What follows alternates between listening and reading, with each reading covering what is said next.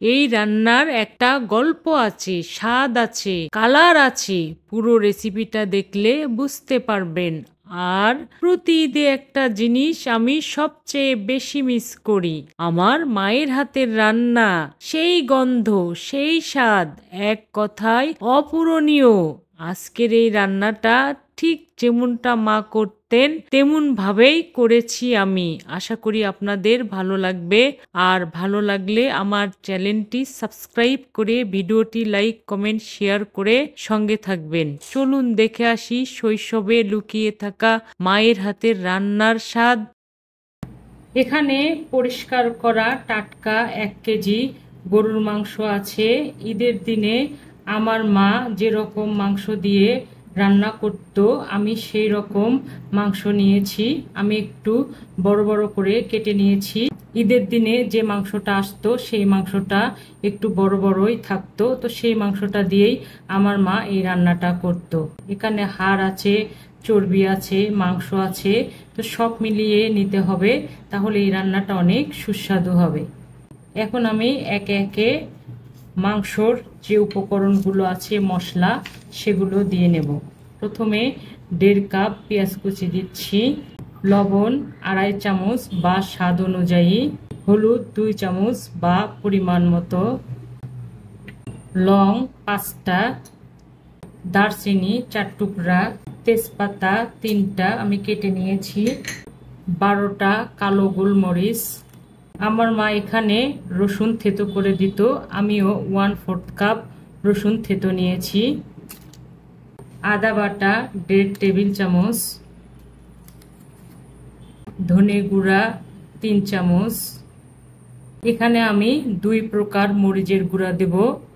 তো প্রথমে আমি শুকনা মরিচের গুঁড়া দিচ্ছি স্বাদ অনুযায়ী 2 চামচ। শুকনা মরিচ ভিজে রেখে বেটে নিয়েছি, এখানে আমি স্বাদ অনুযায়ী দিয়েছি, আমি 3 টেবিল চামচ দিয়েছি। আমার মা বলতো 2 রকম মরিচ দিলে যেমন কালারটা সুন্দর হবে, রান্নাটাও সুস্বাদু হবে, খেতে অনেক মজা হবে। জিরে বাটা 2 চামচের মতো, 10টা সাদা এলাচ, 2টা বড় কালো এলাচ, সাদা তেল 1 কাপ, এই রান্নায় একটু তেল বেশি লাগে, জিরা গুঁড়া 1 চামচ।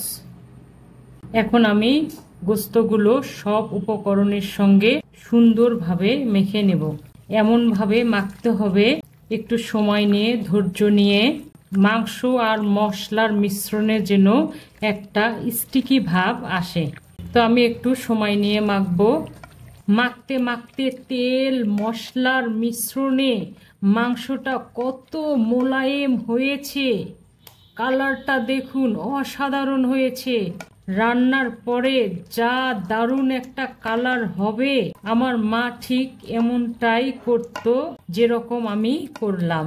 হাতের মশলাটা ধোয়ার জন্য আমি একটু পানি দিলাম, সবকিছু সুন্দরভাবে মুছে দিচ্ছি, একটু নাড়াচাড়া করে দেব। আপনারা চাইলে এই মাংসটা মেরিনেট করে রাখতে পারেন। আমি সরাসরি চুলায় যাচ্ছি রান্না করার জন্য। কড়াই আমি চুলায় বসিয়ে দিয়েছি। প্রথমে আমি মিডিয়ামের চাইয়ে 15 মিনিটের মতো জোরে জাল দেব, যেন মশলাগুলো প্রপার ওয়েতে মাংসর ভেতরে ঢোকে। ঢেকে দিলাম, মাঝে মাঝে আমি নাড়াচাড়া করে দেব। ঢাকনা খুলতেই শৈশবের সেই ফ্লেভার, অসাধারণ। সবকিছু ভালোভাবে মিশিয়ে দেব। 15 মিনিটেই মাংস থেকে দারুণ পানি বেরিয়ে এসেছে। এই রান্নায় আমার মা কোনো পানি দিত না, এই ঝোলেই আমি বাকি রান্না করব। এখন আমি মিডিয়াম আর লো আছে 1 ঘন্টা রান্না করব। আমি ঢেকে দিলাম, মাঝে মাঝে নাড়াচাড়া করব। 1 ঘন্টা পর ঢাকনা খুলেই দেখি অপূর্ব দৃশ্য, সব মশলাগুলো ধীরে ধীরে মিশে গিয়ে সুন্দর একটা ঝোল বা গ্রেভিতে পরিণত হয়েছে, যা দেখতে অসাধারণ হয়েছে। মাংসগুলো সুন্দরভাবে সিদ্ধ হয়েছে, চাপ দিলে একদম গলে যাবে। আপনি চাইলে এ পর্যায়ে খেতে পারবেন। অসাধারণ হয় এই রান্না, তবে এখনো সেই কাঙ্ক্ষিত কালারটা আসেনি। তাই এবার আমি মাংসগুলো ফোড়ন দেব। চালটা বন্ধ করে দিলাম, ঠিক যেমনটা আমার মা করতেন। মাংসগুলো আমি উঠিয়ে নিচ্ছি, কারণ এই কড়াইয়ে আমি ফোড়ন দেব।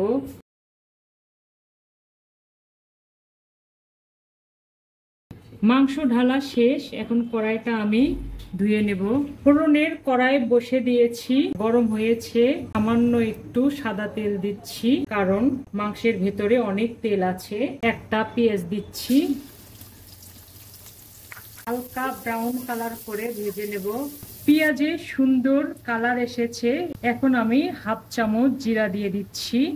এতে করে রান্নার ঘ্রাণ, কালার সব অসাধারণ হবে। মাংসগুলো ঢেলে দিচ্ছি।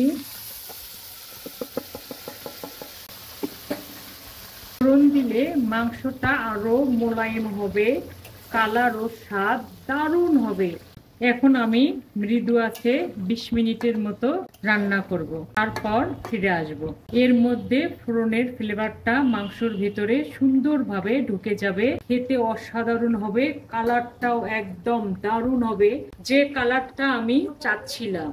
তো 20 মিনিট পরে আমি ফিরে আসব। ঢেকে দিলাম, মাঝে মাঝে আস্তে আস্তে নাড়াচাড়া করে দেব।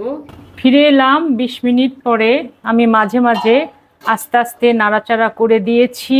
যে কালারটা চেয়েছিলাম একদম সেই কালারটা এসেছে, একদম শৈশবের মায়ের হাতের সেই রান্নাঘরের কালার। অসাধারণ, আমি মুগ্ধ হয়ে গেলাম, মনে হচ্ছে আমার মা রান্না করেছে। জালটা বন্ধ করে দিলাম, 5 মিনিট পরে ফিরে আসব। 20 মিনিট পরে যে রংটা শৈশবে মায়ের রান্নায় দেখেছিলাম, একদম সেই লালচে কালার, অসাধারণ। জালটা বন্ধ করে দিলাম, ফিরে আসব 5 মিনিট পরে। ফিরে এলাম 5 মিনিট পরে। আমি একটু পরিবেশন করে দেখাবো। মায়ের হাতের রান্নার স্বাদ হয় না কিছুতেই। রান্নার প্রতিটা মশলা, প্রতিটা রং যেন মায়ের স্নেহে গাথা। যে রান্না আমার মা ঈদের দিনে করতেন, সুদৃশ্য রং, অপূর্ব স্বাদ আর দারুণ ঘ্রাণে ভরপুর। আর কিছু বললাম না। আজ এ পর্যন্তই, ইনশাল্লাহ আবার দেখা হবে নতুন কোনো রেসিপি নিয়ে। ভালো খান, সুস্থ থাকুন, আল্লাহ হাফেজ।